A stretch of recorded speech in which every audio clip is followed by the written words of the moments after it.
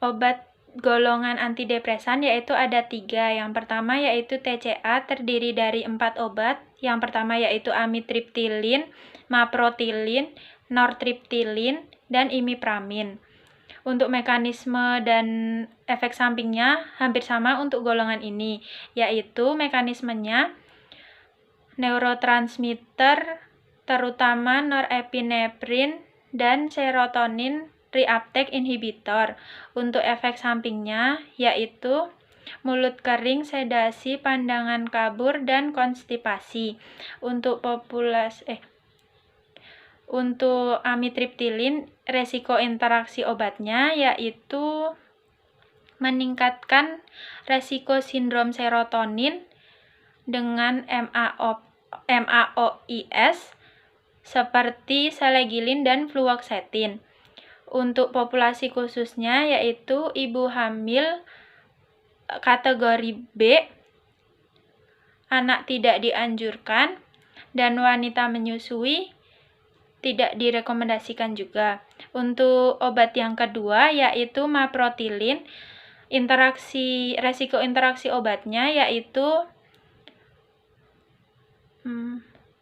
penggunaan bersamaan dengan isopiramid ibutilit. Untuk populasi khususnya yaitu wanita hamil kategori B, wanita menyusui dihindari saat menyusui. Untuk anak-anak, keamanan dan keefektifannya belum ditetapkan. Untuk obat yang ketiga yaitu nortriptilin, resiko interaksi obatnya yaitu dengan bisopiramid dan ibutilit. Untuk populasi khususnya yaitu anak-anak belum ditetapkan. Untuk obat yang ketiga yaitu imipramin, resiko interaksi obatnya belum ada. Untuk populasi khususnya yaitu anak tidak direkomendasikan di bawah 6 tahun, dan untuk wanita hamil kategorinya D, dan untuk wanita menyusui tidak direkomendasikan. Untuk golongan yang kedua yaitu SSRI, terdiri dari 5 obat yaitu fluoxetine, sertralin, paroxetine, escitalopram, dan citalopram. Untuk mekanisme kerja dan efek samping untuk golongan ini hampir sama. Untuk mekanismenya yaitu inhibitor reuptake serotonin selektif, dan efek sampingnya yaitu mulut kering, cemas, gugup, dan nyeri kepala.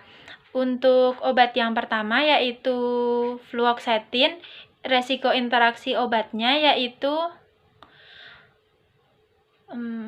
bersamaan dengan warfarin dapat meningkatkan resiko perdarahan. Untuk populasi khususnya yaitu anak-anak tidak direkomendasikan, ibu hamil kategori C, dan ibu menyusui tidak direkomendasikan. Untuk obat yang kedua yaitu sertralin,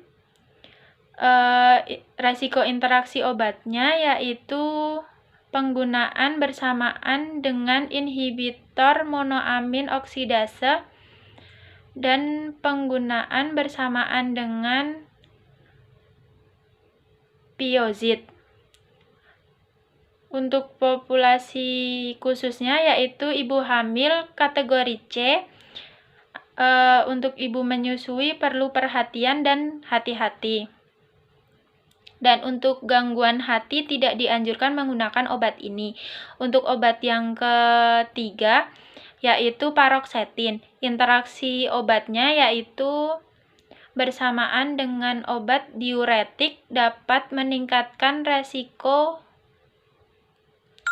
hiponatremia. Dan untuk populasi khususnya yaitu anak-anak belum ditetapkan. Untuk ibu hamil kategori D, dan untuk ibu menyusui diberikan perhatian dan digunakan secara hati-hati.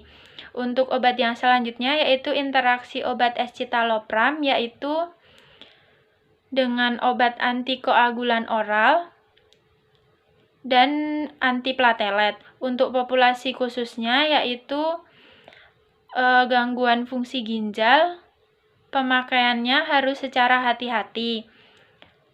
Untuk gangguan hati direkomendasikan 10 mg per harinya. Dan untuk wanita hamil termasuk kategori C. Untuk obat yang selanjutnya yaitu citalopram. Interaksi obatnya dapat meningkatkan efek antikoagulan dengan obat yang mempengaruhi homeostasis seperti warfarin.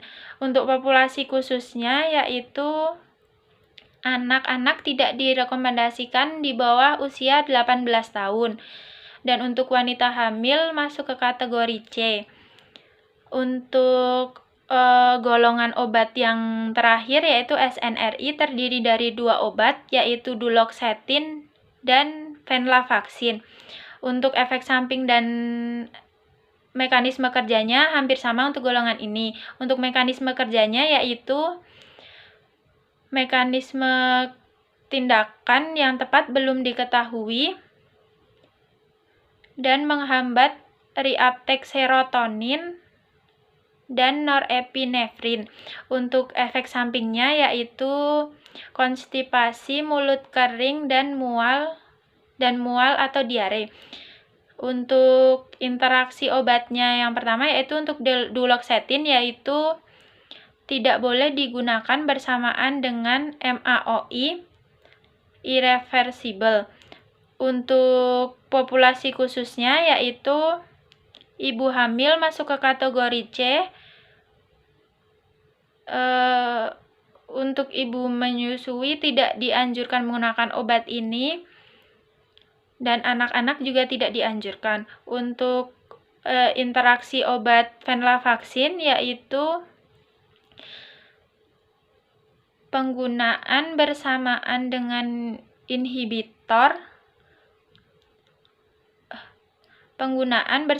dengan inhibitor monoamin oksidase. Untuk populasi khususnya yaitu ibu hamil masuk ke dalam kategori C.